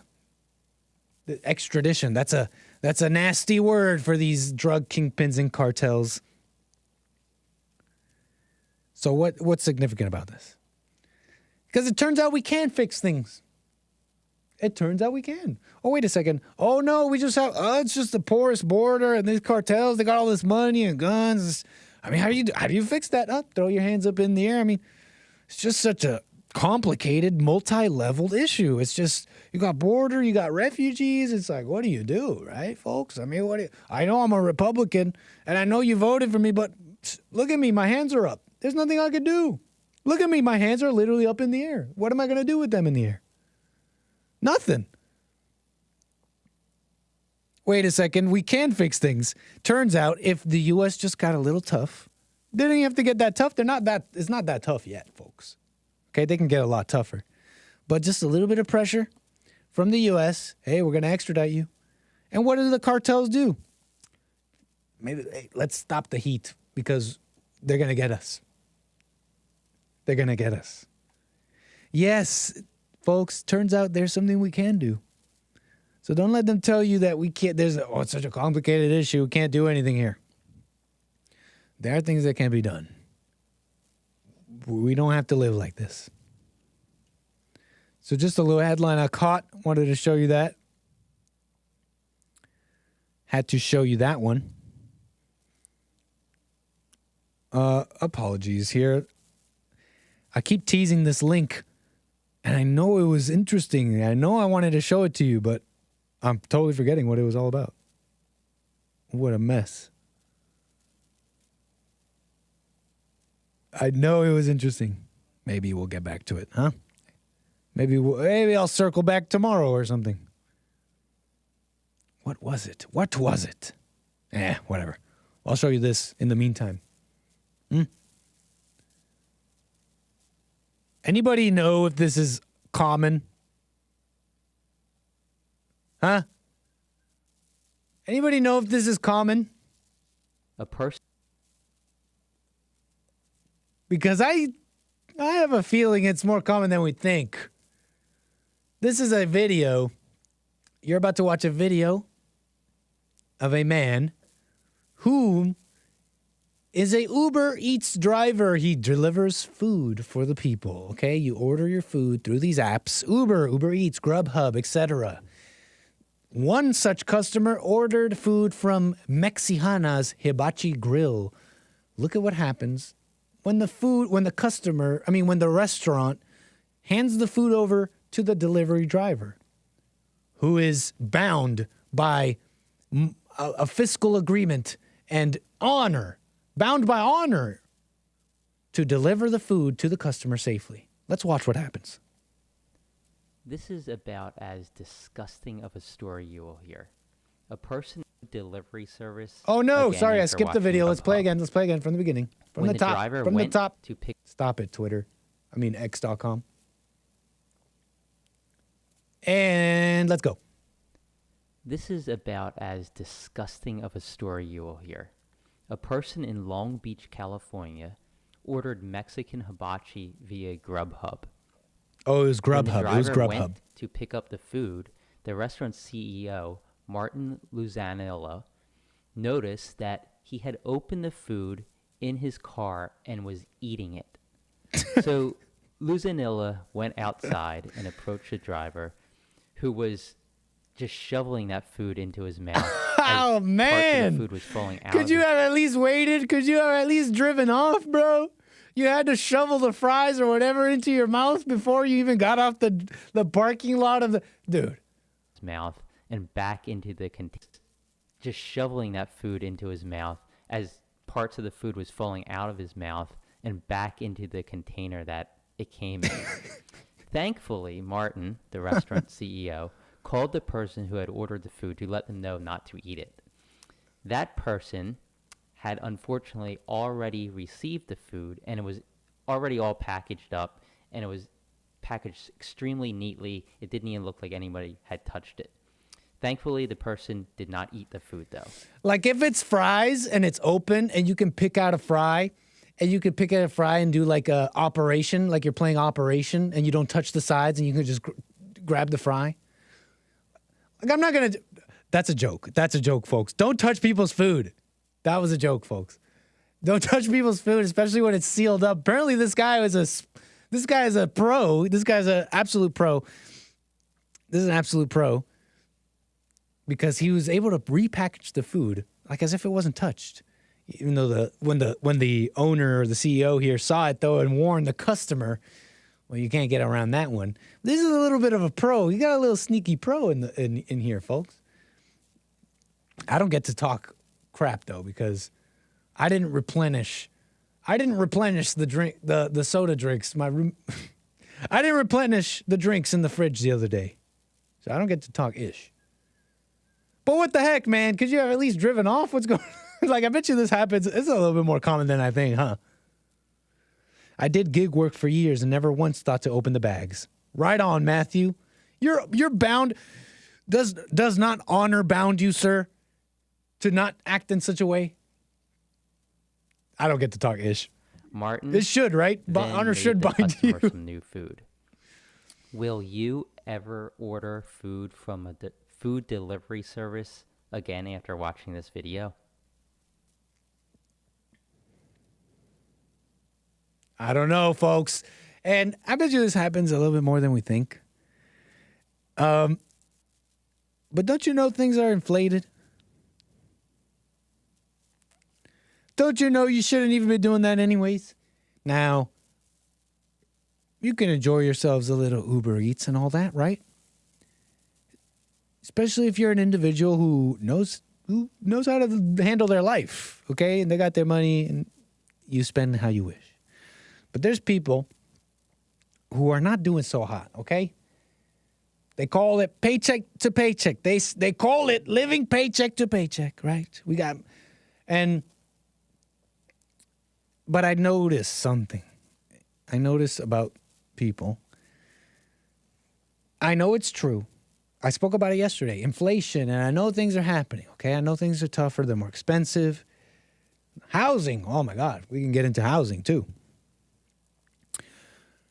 But also, can we reflect? We don't live within our means or below our means. We don't really do the things that we could be doing without. We could do without. We could do with less. We don't need the Uber Eats. We don't need the Netflix. We don't need all the subscriptions. That's what poor people do. That's poor people mentality. I know some people got their lives figured out, but you guys got to have the stuff. You got to have the Netflix. You got to have the stuff. And that's why inflation and all this is hitting you a little harder than it should. Okay? And speaking of inflation, let me show you, because this is going to make the point for me, or, I'm going to be able to make a point out of this. In following this vein, you know what I'm saying? Like inflation and also doing with less and doing without, you know. You could be out here complaining about inflation and all that. That's fine. But can we also examine our own lives? We're not doing the smartest things, is what I'm trying to say here. Let's watch a little video, TikTok video, people talking about this, okay? I just went to the grocery store. First mistake. In Toronto. I went to fucking Loblaws. Fuck you, Loblaws. My bad. I forgot that this woman is a cursing woman. Doesn't she know the sun is still out? The sun is still out. Can you wait until it's nighttime at least? Go do bad things in the night. Anyways, let me show you. This is a Canadian woman. My dear Canada. What a shame. Anyways. I'm judging. In Toronto. I went to fucking Loblaws. Fuck you, Loblaws.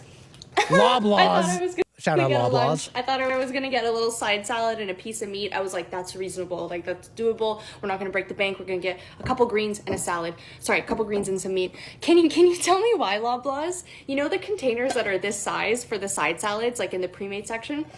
You know how much they're charging for these? Close to $15. Every single one on the shelf was $12 to $15. I go to the meat section because I'm like, hey, I'm not getting a salad. That's the whole budget for lunch right there. Go to the meat section. I was like, maybe a beef rib. I haven't had beef in fucking weeks, months. $25 for 2 pieces of beef ribs. I literally just got a water bottle. That's all I could get for lunch. And I'm just going to eat scraps that I have at home. Why is it $40? She says scraps, but I don't know. For a salad and a piece of meat. I'd rather go to the fucking keg at this point and get a quality steak. Yo, the keg. Shout out to the keg. Okay. So, okay, look, the point. Why am I showing you this? Why am I showing you this? Not because of this woman, not because grocery stores are inflating their prices or anything like that. No. It's because she said, I went to the section to get a salad, and what did she say here? I thought I was going to get a little side salad and a piece. I was going to get a little side salad and a piece of meat. Look what she says here. Doable. We're not going to break the bank. We're going to get a couple greens and a salad. Get a couple greens and a salad. A couple greens and some meat. Can you tell me why Loblaws? Why Loblaws? You know the containers that are this size. This size for the side salads, like in the pre-made section. In the pre-made section. The pre-made section, folks. Somebody tell this woman that a salad is just a bunch of cut up vegetables. Someone tell this woman that a salad, you know those big vegetables? I know I'm being infantilizing and like as if she's stupid or something, but I'm also doing it for comedy. You know those big vegetables that they made small and put in a bag and put a $15 price tag on it? Yeah. Cut the big vegetables and you'll have a whole lot of salad. My point is that we love the little we love the Trader Joe's. We love the prepackaged world. It's a small world after all. I walk into Trader Joe's and they have great items, but I feel like I'm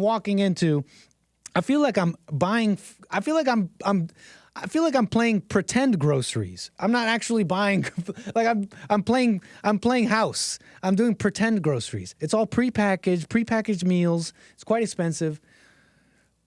Someone tell this woman that all her ancestors used to cook. I'm not saying she can't cook. I don't know. My point is that I know it's a mess and we got to fix it. Inflation, it's a mess. We don't have to be living like this, but at the same time, don't be silly. Do your best to live below your means. You don't need all the things. You don't need grow your own, says Court Green. You don't need all the things. You don't need all the subscriptions. You don't need the Trader Joe's prepackaged salads and da-da-da. Just get some cabbage. Chop it up. This is awesome. Awesome. Beautiful salad. Crispy, crunchy, and flavorful. Chop up some cabbage, nice and thin. Get you some carrots. Slice them how you want. Shred it. Just shred everything if you're lazy. It'll work great. Lemon, salt. Oil. Maybe a little olive oil. Beautiful. Crispy, crunchy. Fiber. Cheapy. Delicious. And you won't get all this based salad. Okay? Chop up some olives. Ooh. Olives, mint. Shout out Maddie Matheson for this one. It's so good. Mint olives, oil. Okay? Wait, I'm forgetting. Matty Matheson. You can check him out. He's a Canadian, I believe. Yeah, he's a Canadian. Okay, go make you a salad. Okay, live frugally, save your money, wait for opportunities. Opportunities are everywhere if you really pay attention. You don't and don't get like, it's so hard to look at those $40. I'd rather go to the keg. She's already ready to spend all her food budget at the keg. Okay? Go buy a cucumber. Do it like the Mexicans. This is really good. Just slice up a cucumber. Just a bunch of medallions, cucumber medallions. Put them on a plate. Lemon, salt, tahini. Fresh, crunchy. Like, let's not make things complicated, folks. You know what I mean? They're trying to have a war out here. They're trying to do world war out here, okay? It's going to get inflated. Let's not try and pretend. Okay, what are you doing all that pretending for? Why do you need the subscriptions? You need the prepackaged salads. Am I making sense, y'all? Don't we do things we don't need to? Anyways. Trying to be a little lighthearted after a heavy show. Was it that heavy? We've been having fun today, no? We've been having fun, folks. It's fun on the American Anchor Baby. Whether it's Israel, Palestine, or salads on the cheap, huh? And with salads on the cheap, I think that's the show. Links for Matty Matheson. Thank you. You know what? We do have, 3 minutes? 3 minutes to the show? Am I really going to leave you without the Matty Matheson recipe for a, salsa verde kind of thing? Not a salsa verde. Like a crunchy, huh? Am I really going to leave you hanging? Maybe this is a good way to waste 3 minutes to get to the end of the show. Here, check it out. I got it for you. You got to try it, folks. It's so good. Vinegar. It's right here. Chiffonade. There's a little cooking word for you. Maybe I can even show you a little bit of the video without getting a copyright thing here. Just a little bit. Here he is. This is Matty Matheson. Okay, he's a cook. Okay, chef. He's a cool guy. Shallots. Okay, you start with shallots. Hit him with the shallots. Okay, it's like a fancy onion. You hit him with the shallots. You slice up the celery, okay? Celery, shallots. You got olives. You crush them up. Chop up the olive meat into little bits, okay? Throw it all in a bowl. You got parsley, shallots, okay? You following? Celery, green olive meat, the zest of a lemon, okay? And then you go eat, and then you chiffonade some mint. Google that, okay? Do a little Googling, okay? I can't do all the work for you. Chiffonade some mint. Throw it all in a bowl, equal parts white vinegar and oil, okay, folks? And you got yourselves crunchy, beautiful, delicious, vinegary, salty, you season it, of course, and salad type mixture, okay? Beautiful, okay? Don't get the pre-packages. All right, folks, learn you some food. I think it'll go a long way. You'll be able to feed yourself forever. On the cheap and healthy. It's a good skill. Folks, that's the show. Thank you so much. Anchor Baby. More American Anchor Baby tomorrow at noon. Don't miss it. We got Wednesday. That's Manhood Hour on JLP. Hake Report coming at you. Do not miss it. All right, yo. What else? Folks, I sign off. What? The 2-3 sign-offs? That's it. That's the show. What else do I got for you? Nothing. Join me tomorrow for American Anchor Baby. More American Anchor Baby. Let's make sure I got the outro set up perfectly here. I do appreciate it. As always, how about we go for 4, huh? 4 sign-offs? Folks, that's the show. Catch you tomorrow for more American Anchor Baby. Thank you and take care.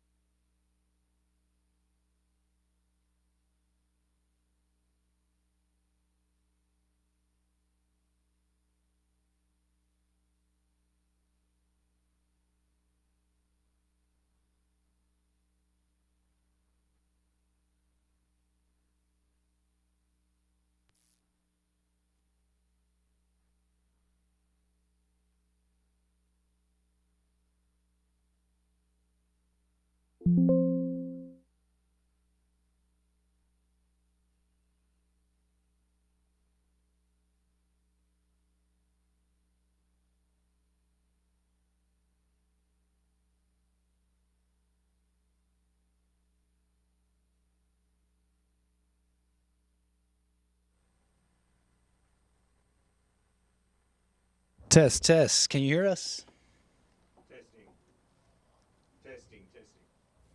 Testing, testing. 1, 2, 3, 4, 5, 6, 7, 8, 9, 10. Testing. Testing, testing. I'll go grab Jesse, I guess. Yeah, thanks.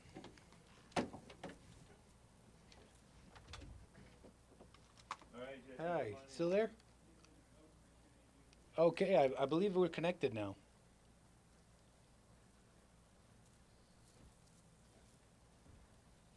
Can you say that again?